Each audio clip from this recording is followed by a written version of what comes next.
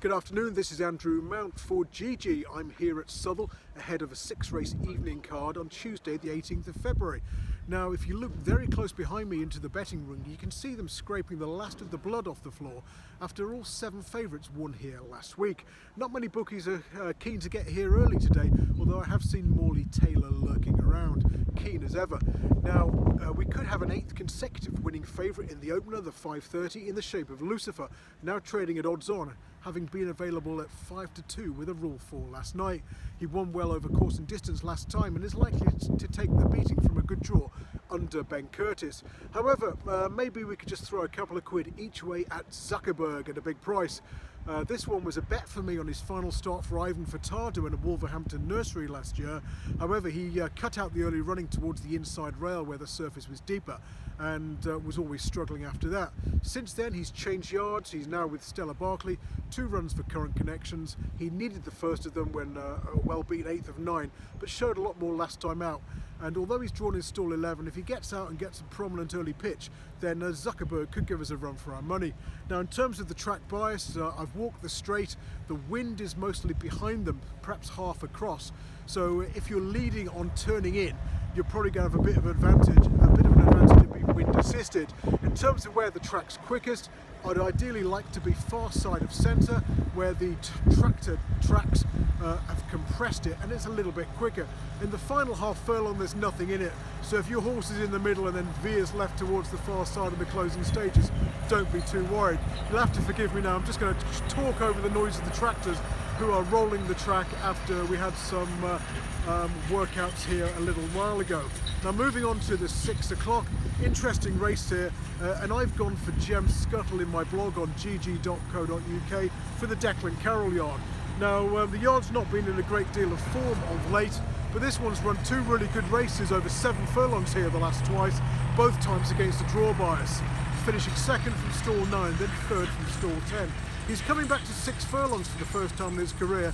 That could suit this sometimes keen sort, and although the yard's quiet and he's not 1 for 15 starts, Gem Scuttle in a weak race could be the way to go. He's run about 9-4 or 5-2. Moving on to the 6:30, we have an uncompetitive seller here and a very short price favourite in the shape of Zappa Class. Now the 1-4 is going, he's probably going to start about 5-1 on.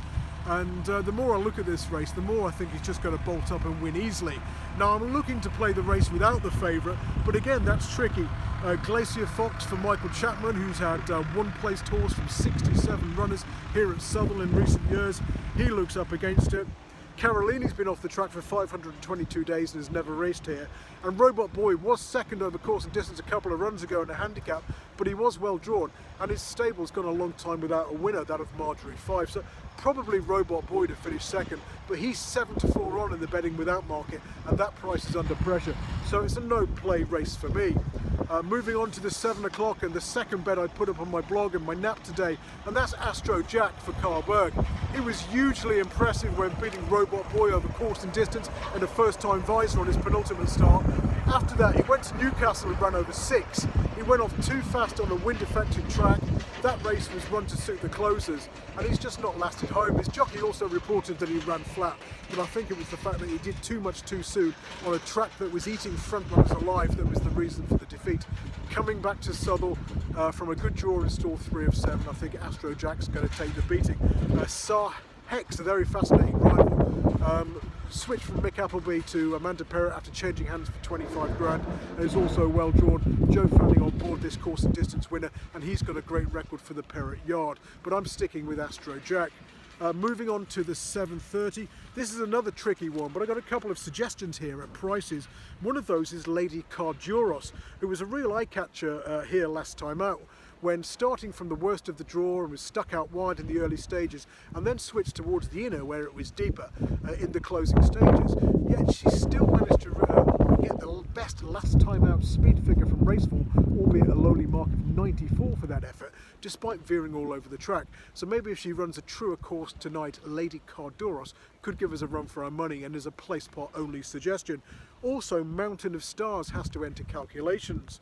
Now, he's a 15 race maiden, but he ran his best career race here last time out when finishing second. They went too hard up front that day, set it up for Daniel Draver, who missed the break, and he's done pretty well to hold on for second place that day. Freshened up since, and although trainer Suzanne France doesn't have many winners, the few horses she does run of late have been running to form. Now, Mountain of Stars is round about the 12 to 1 mark.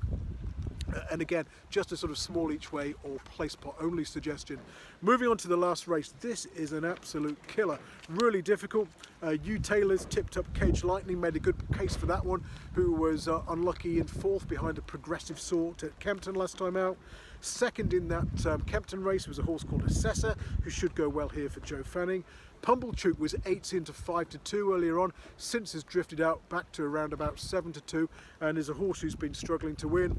Sociologist has possibilities despite stall 1. That draw can be tricky even over the mile 6 trip here, but he is a pace angler. If he can get off the inside rail, he could run a race. Say Nothing is fascinating for informed Ed Dunlop, ridden by Sophie Smith, this horse owned by her mother. And the nap of Newmarket correspondent David Mills in the Racing Post, and Social City, Hayley Turner's only ride on the night. So several with chances in that race, and it's a no-bet race for me. That's it until later in this week, when I'll have more for you stats and figures wise about the Cheltenham Festival on Thursday. Until then, cheers.